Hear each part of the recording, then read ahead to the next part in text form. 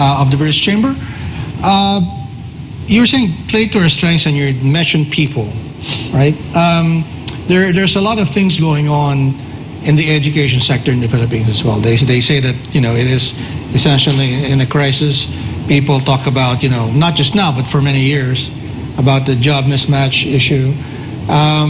What are your thoughts there? Because I think you're also involved, or you were involved in the school here, but it was an international school. But I'm sure education is something that you've been also paying attention to. Yes, I mean, so I was chairman of a school here for 3 years. I think I was called Doma Scholar. It's a school in Pasig, and yes, it was embracing the IB, International Baccalaureate. And my children, of course, have done the International Baccalaureate via the British School of Manila. Okay. So I do think that the Philippines needs to, I'm not competent enough to talk about specifics of the local state, but education... maybe from the industry standpoint. So yeah, right? I think education needs an investment, training. Filipinos are very adept to learn new skills. Yeah. But you got to keep up those skill levels, right? I mean, obviously, one of the key advantages of the Philippines, and that's why it's obviously developed so strongly within the business outsourcing sector, obviously, is your skills in English, right? Because that obviously helps as a business language. Right. The second is to be on top of those skills needed in terms of, obviously, computer skills, internet skills. And then, of course, in terms of education and training, and again, I'll come back to, dare I say, barriers, I have to say, because in the Philippines, if I remember correctly, you can't have a foreign institution here currently. Right, in education. In education. Yeah. You can partner. Right. But you can't have it, which is obviously different to many other countries. Right. So I think if I go to Malaysia, you'll find an English university can have an office there.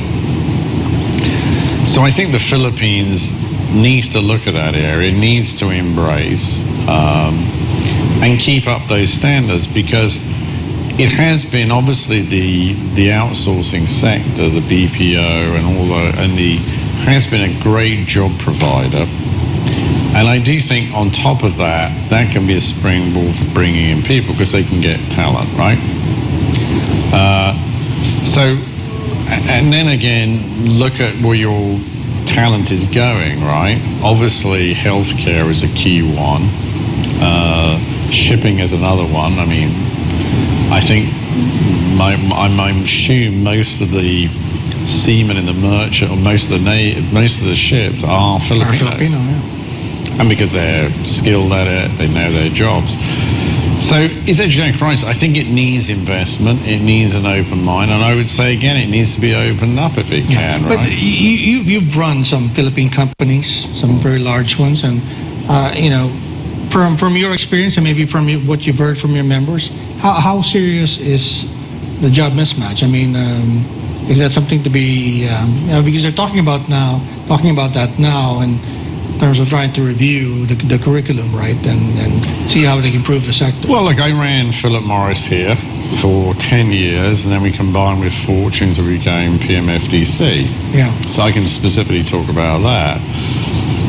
98%, maybe 9% was Philippine workforce. Yeah. Of course, we had expatriate workforce or foreign talent in certain key sectors. Sure. I think that the one area I would kind of emphasize is maybe decision making. Okay. I think that the Philippines tends to be relatively hierarchical, if I use that term. Obviously, I was working for an American company, but American, British, European, we're very open. I mean, we don't believe in Mr. Sir, we're all first name. Right. We believe in feedback. We believe in being challenged in the sense that... And Filipinos are not used to that. Well, we believe in the role that, for example, if you have a meeting and there may be 10 people, maybe the most junior person will have the best idea. Yeah. And we embrace that. I'm not sure that always happens here. And I think I just use that as an example because I think that when I look at things, sometimes you need that to move things forward, right?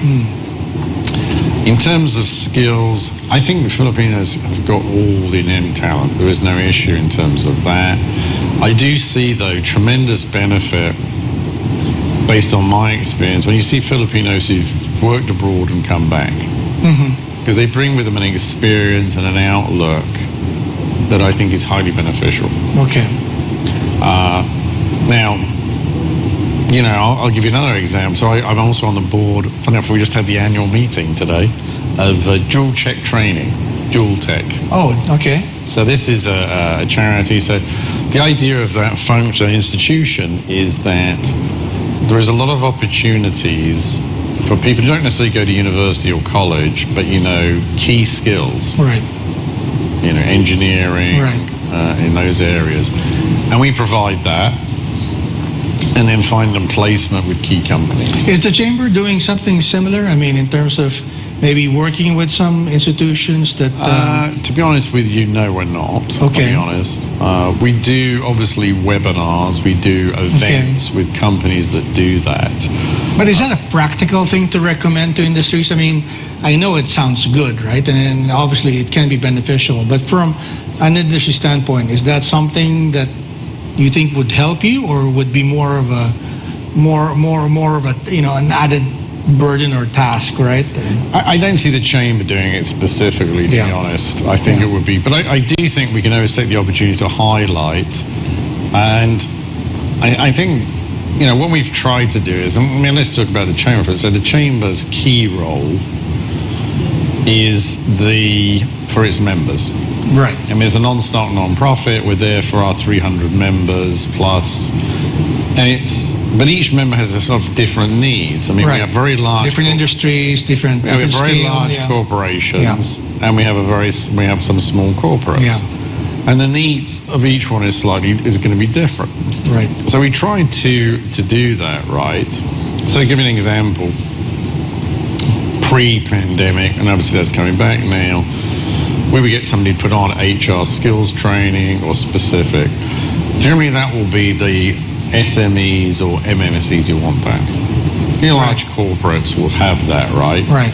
They'll come to you for different reasons. I see. So you've got you're challenged because there's a great cross-section of different companies. Right.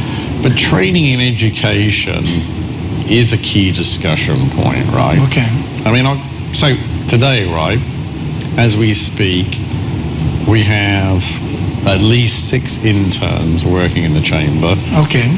From 3 different institutions. Right. I mean, 3 different universities or colleges in the Philippines. Right. And we've actively encouraged this. Right. And we've had many, many interns over the 9 years I've been there. And it's been highly beneficial to us. And I'd like to think it's been highly beneficial for them.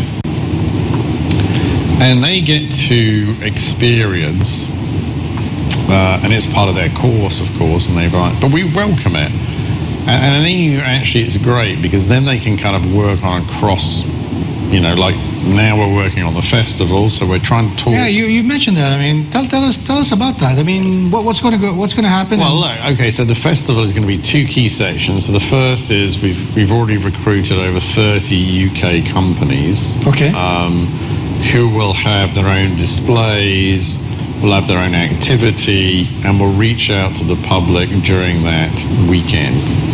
And those companies range from, I can name, you know, the key ones people will know, Shell, HSBC, Pru Life, but much smaller ones, right? I mean, we got One World Butcher, who is one of our members, who brings in British pork. Oh. We'll have Union Jack Tavern, which, as you can tell, is very British. Yeah. And then we'll also have, for people, an education sector, British School of Manila, Nord Anglia, we've got Southfield, we've got others there. And then we're going to show the cultural side, of course. You know, we're going to get bands who, of course, can do the Beatles, can do all these. And, of course, we can't do anything without Shakespeare. Yeah. That we have to have. But I think it's going to give everybody an overview and say there are British companies here, there are opportunities, and we want to highlight that back to people both ways. Right. When is this happening again, Chris? It's the 25th, 26th of March. All right. Well, coming up pretty soon. Well, Chris, it's been a very interesting discussion. I wish we had more time, but maybe that only means that we should invite you again on another time. Thank you. And but before we go, maybe you'd like to leave a brief message to our audience. Sure. So first of all, thank you very much. It's always a pleasure talking to you, Dante Klink. Thank you very much to your audience for listening. And I'd just like to highlight a couple of points, if I may. Number one, please, everybody come along to the Bonifacio Global City, BGC. It'll be the Saturday the 25th and Sunday the 26th of March. And it will be in the main centre between 5th and I think it's 7th Avenue, right next to the One Mall Square. But more importantly, the British Chamber of Commerce is delighted to be in the Philippines. We're delighted to work, obviously, and congratulate you and thank you for this opportunity to discuss. And more importantly, we'd like to see continuing success for the country and obviously a close partnership between the two countries. It already exists, but even stronger. Well, I don't know if I told you this, but the Manila Times was founded by a Brit living in Manila way back in 1898. But that's another episode. For another time when we come back. Right. So thank you once again, Chris. And I'd like to thank all the viewers watching this program and watching the replay. I'd like to thank Pastor Apollo Kibuloy for making this program possible. This has been This is Some Politics. I'll see you next week. Chris? Thank you very much. It was very good.